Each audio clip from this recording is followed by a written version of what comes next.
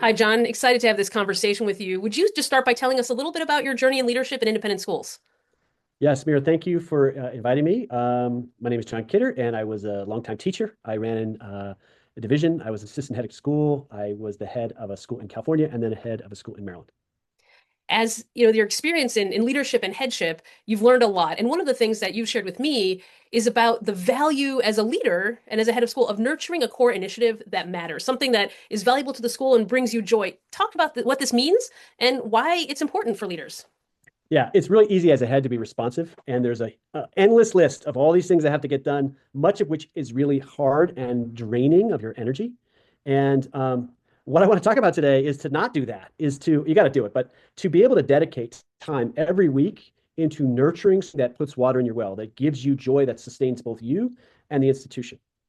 And a simple way to do that is to ask the question, if I was back in eighth grade math and I created a Venn diagram, if one circle was my own passion and experience and expertise, and the other one are the needs of the school or what really works well for the school, what's that sweet spot, that Goldilocks zone that you would want to spend time on that doesn't really feel like work, that could actually move the strategic needs of the school forward, whether it's faculty retention or admissions or financial sustainability or fundraising or whatever it is.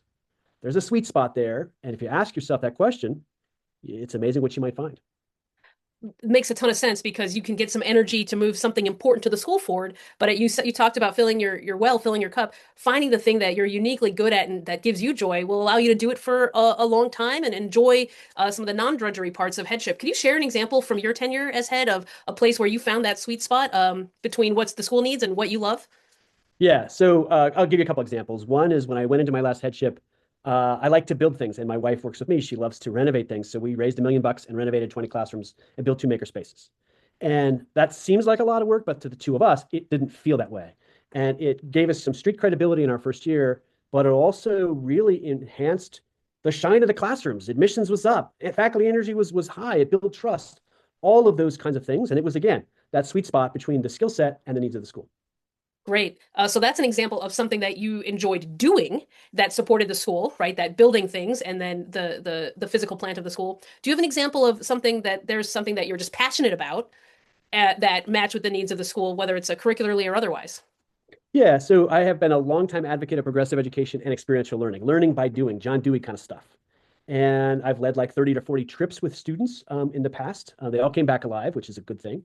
And the DNA of that school was really about global education. And we wanted to be able to have a signature initiative which would excite people in the fall when admission season is at its height and would launch curriculum forward in a way that helped all students learn really well. And so, what was the balance between that? Well, we met with teachers for about a year. We explored a lot of questions. I had an inkling of what I wanted to do, and I wanted to sow seeds. What we ended up doing was something called the Fall Expeditions Program. And the basic idea is you're teaching a class, and you want to go somewhere, and you want to take your students with you. And when you go there, you are learning at a higher rate. You're also building morale and excitement so that when you come back, students are willing to roll up their sleeves and do the hard work. It's kind of how all good learning happens. So if you are a senior and you're going to check out, oh, hey, why don't we take those climate change students down to Baja California to live at a science research center and explore questions of their own?